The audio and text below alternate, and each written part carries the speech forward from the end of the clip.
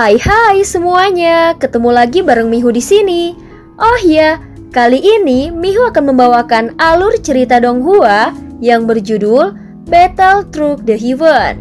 Mihu mengingatkan sekali lagi ya bahwa konten ini full spoiler. Tanpa lama-lama lagi, yuk langsung aja kita masuk ke isi ceritanya.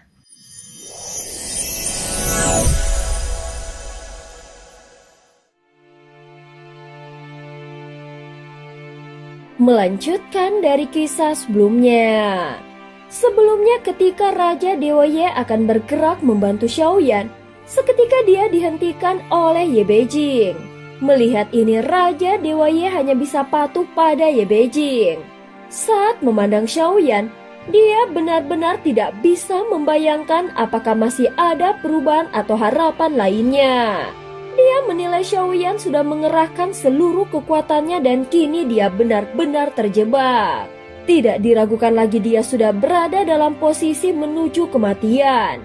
Jika kita tidak segera bertindak, dia pasti akan mati. Ucap Raja Dewa Ye yang datang membawa misi dari Sang Ratu untuk melindungi Xiaoyan. Namun kemunculan mendadak Ye Beijing membuat Raja Dewa Ye bingung dan tidak tahu harus berbuat apa. Pada saat tubuh Xiaoyan terkunci oleh kekuatan formasi, dia melihat 3 monster tua yang datang dan merasa seolah waktu melambat. Di situasi krisis hidup dan mati yang begitu kuat ini, dia tahu bahwa dirinya akan mati. Apakah kali ini aku benar-benar akan mati? Xiaoyan berpikir di dalam hatinya. Meskipun dia tidak melihat adanya jalan hidup di situasi ini, tetapi dia tetap menolak untuk menyerah. Dengan kemampuannya sendiri, dia yakin masih bisa menemukan secercah harapan. Pertarungan ini telah menguras segalanya. Bahkan sebelumnya dia tidak pernah mengalami pertempuran seberat ini. Sehingga darah dan semangat bertarungnya sampai terkuras habis dan tubuhnya nyaris hancur. Saat ini pikirannya dipenuhi kilasan demi kilasan pemikiran. Bukan karena dia ingin berpikir, tetapi karena nalurinya dan seluruh kesadarannya memaksa untuk mencari jalan keluar. 4 lawan yang dihadapinya lebih kuat darinya, baik dalam hal tingkat kultivasi maupun dalam jumlah. Dan semuanya membuatnya tertekan. Namun dia tetap mampu bertahan sampai sejauh ini. Apakah aku akan mati seperti ini? Mengapa mereka ingin membunuhku? Dan siapa sosok penguasa yang ada di belakang mereka? Jika aku adalah reinkarnasi dari Yang Mulia, mengapa mereka terlibat dalam semua ini? Amarah mulai membakar di mata Xiaoyan dan mencoba mengingat seluruh jalannya pertempuran. Apa hubungannya mereka dengan Master Suzu? Mereka bahkan rela mengorbankan segalanya demi membunuhku.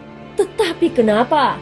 Apa hubunganku dengan mereka? Tekad Xiaoyan menyala di dalam hatinya. Namun kekuatan di dalam tubuhnya sudah mencapai batasnya. Kekuatan tubuh aslinya tidak bisa lagi menahan tekanan dahsyat dari kekuatan milik Bing Leidong. Saat ini tubuhnya tidak dapat bergerak dan dia merasa benar-benar tidak berdaya. Saat waktu seolah berhenti, ketika musuhnya tiba-tiba melesat maju dengan mata penuh amarah. Mereka melancarkan serangan dahsyat ke arah Xiaoyan tanpa ragu-ragu, sehingga menimbulkan ledakan besar. Kali ini tidak ada keajaiban yang terjadi. Tubuh asli Xiaoyan hancur berkeping-keping dan menjadi potongan-potongan kecil. Namun para monster tua tidak meremehkan situasi ini. Karena sebelumnya Xiaoyan pernah dihancurkan seperti ini tetapi kembali muncul secara ajaib. Saat berikutnya mereka memperhatikan ke sekitar dengan penuh kewaspadaan dan mencari keberadaan jejak dari Xiaoyan. Tetapi meski sudah memindai ke sekeliling, mereka masih tidak menemukannya. Leidong, kau si tua yang licik, jangan bilang kau ingin menyimpannya sendiri. Yao Nantian berseru dengan curiga pada Bing Leidong yang hanya mengerutkan alis. Memangnya apa yang aku simpan? Jangan sembarangan menuduhku. Segel es itu terbentuk olehmu. Kalau jejaknya menghilang, siapa lagi yang bisa menyembunyikannya selain dirimu?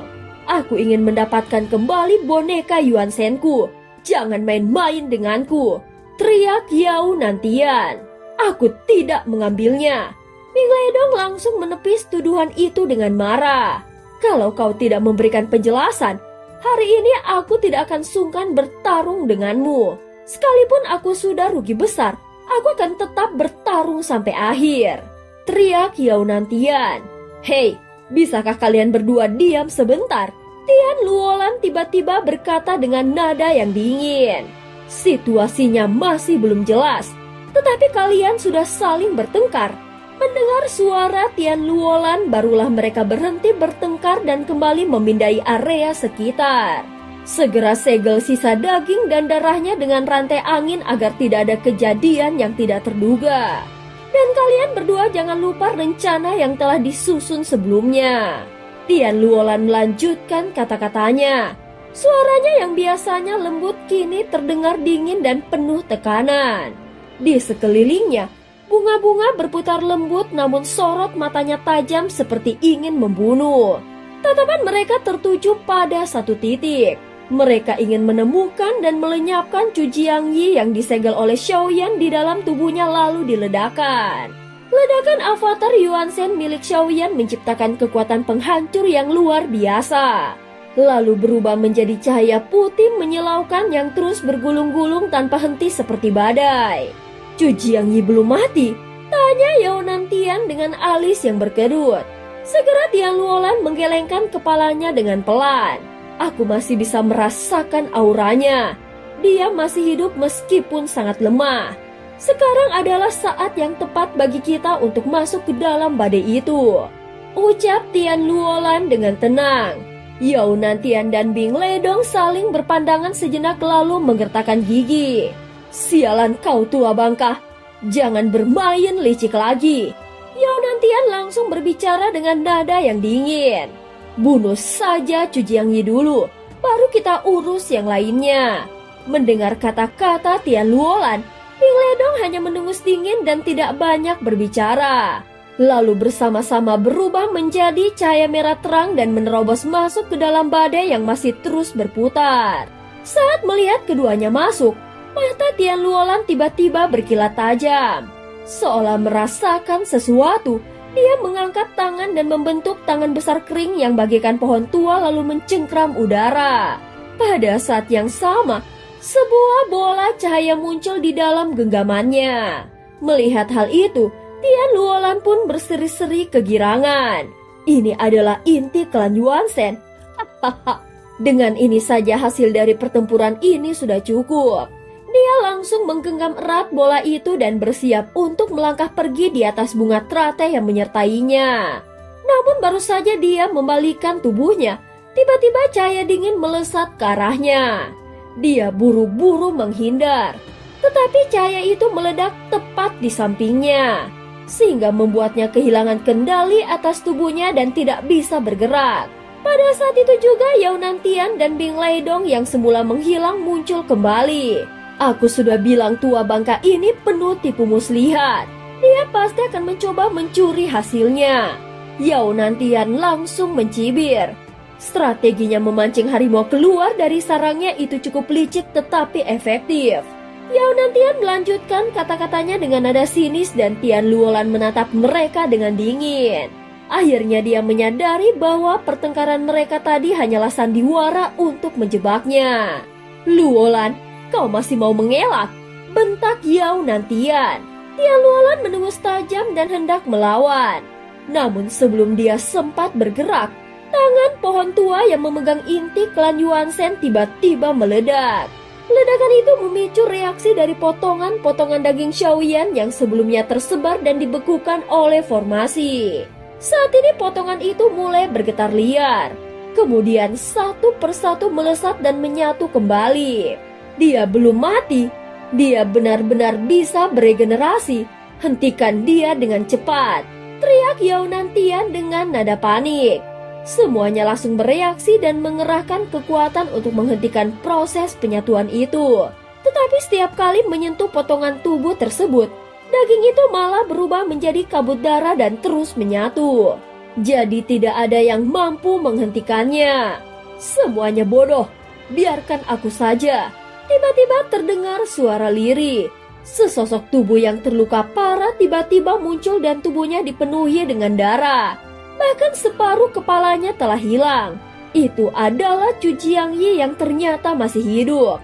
Meskipun terkena ledakan mengerikan dari Xiaoyan, dia berhasil bertahan hidup dan kini dia muncul untuk mengakhiri semuanya. Dengan tangan yang tidak sempurna, Chu Jiangyi mengangkat telapak tangannya ke udara lalu menghantam dengan keras. Kekuatan siklus reinkarnasi terpancar dari tubuhnya dan dengan jari-jarinya, dia menulis satu karakter segel. Meskipun luka-lukanya sangat parah, dia tidak boleh memberikan kesempatan bagi Xiaoyan untuk pulih kembali. Kenyataannya bahwa Chu Jiangyi belum mati mengejutkan ketiga monster tua itu. Mereka saling berpandangan dan pada saat yang sama, niat membunuh muncul di dalam hati mereka. Yao Nantian segera mengeluarkan sebuah pisau berdarah dari lengan bajunya.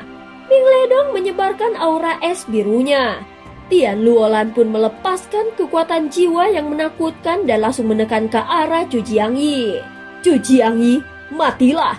Mereka bertiga yang semula saling memusuhi dan saling curiga, kini bersatu tanpa ragu.